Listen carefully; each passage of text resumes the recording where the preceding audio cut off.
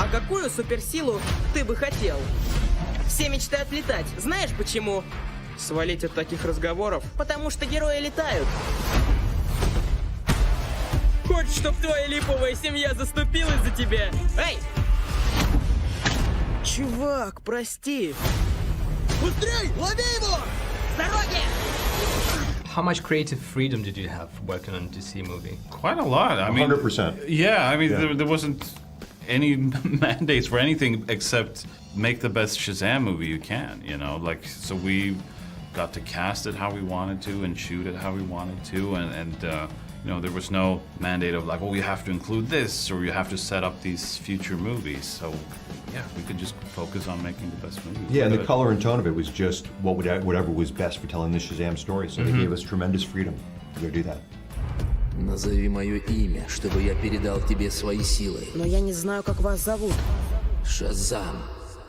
Вы что, серьезно? Говори! Хорошо! Шазам?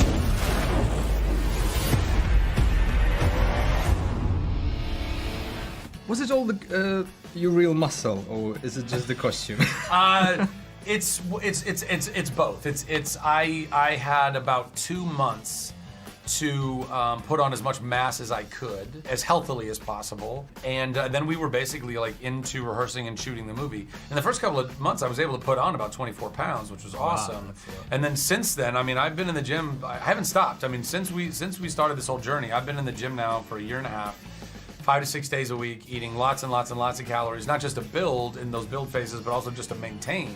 You know, I'm sitting at about 215 pounds right now, and in order for me to maintain that, I have to take in a certain amount of protein and fat and carbohydrates. I mean, you can track all your macros and all that. Like, I've gotten into it. I'm so into it that I started a supplement company because I wasn't happy with a lot of the protein powders and pre-workouts that were on the market. I mean, I love it. I'm kind of obsessed with it. I'm obsessed with the health that it's brought to my life, physically, mentally, emotionally. The transformation is brought to my life, and I want to help other people along that journey. So that's that side of it. But yeah, the suit has, you know, muscles and things in it. I mean, it's so interesting to me that it's even a question, because it's like listening to bluegrass and being like, I bet there's some banjo in that music. It's like, of course there's banjo, it's bluegrass. What are we even talking about? Это я, Билли! Что происходит?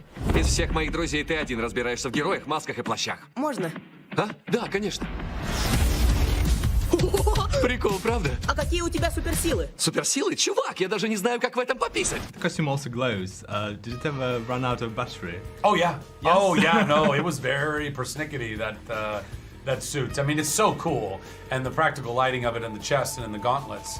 But that means, you know, there's a bunch of wires and everything running through the suit, and I'm having to do a bunch of action and things. Plus, we were shooting in Toronto in the middle of winter, and it was freezing, and batteries don't do well in really, really freezing cold. I mean, from Russia, I would imagine you guys know this, you know what I mean? Yeah. Like, you gotta be very careful about that. But we don't do much film in winter. Why do you think it was in winter? Because there's tax incentives in Canada, and and they have incredible crews there, and you know, and you can kind of power through. You know, I mean, you know, people who live in cold climates are quite accustomed to those cold climates. You can kind of do whatever it is that you need to do.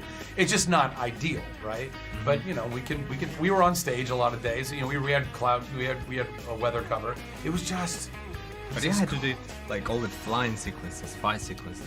Was it easy? Was it hard? It was uncomfortable. It was first, again, in a very tight suit. Then you're in a harness that's under. By the way, the layers that we had to jam into the whole deal. I mean, it was insane. But yeah, you're in a harness that's like wrenched up into your groinal area. And then you're being dangled in the air, 30 feet in the air. Sounds like fun. Yeah, so, but all of that is, I mean, like, okay, fine. If somebody said, you get to be the main superhero in a superhero movie that's gonna be all over the world, and it's just gonna require you to do, you know, wear a tight suit that sometimes the lights flicker and don't work on it, we gotta troubleshoot, and wear some harnesses that are super uncomfortable, but you'll kind of get used to it, and you're gonna be freezing in Toronto sometimes, and you're also gonna be overheating on the stage because the suit didn't keep me cool either. I mean, all of whatever those things are, dude, I'll take those 10 times over. I'll take it 10 times over if I get to be this guy.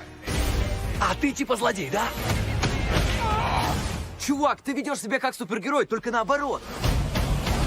Dr. Savannah, he's controlled by the 7 deadly sins. Or does he control them? It's a good question. It is a good question. I've had that debate of which, I think it's half and half, actually. There are scenes in the movie where you think he's controlled by them. Like, for example, when he heads towards Zach's character and says, people of our kind. He says, our kind feel no pain. I think then he's controlled by this. But there are times when he's in charge of them, like in the boardroom, when he tells them to come out and do his bidding. How do you think this villain is different to other villains you played? Like, that you get to see him as a child. oh yeah. That's quite rare. I don't think many villains have any kind of backstory usually. They're just designed to fight the hero and be defeated. So I find that interesting. He's different, I suppose, in the sense that he has the sins. He can call on these 7 allies to help him do his fighting. But being able to fly and fire electricity out of your hands, that's pretty cool too. Ты сверхсильный! А летать умеешь?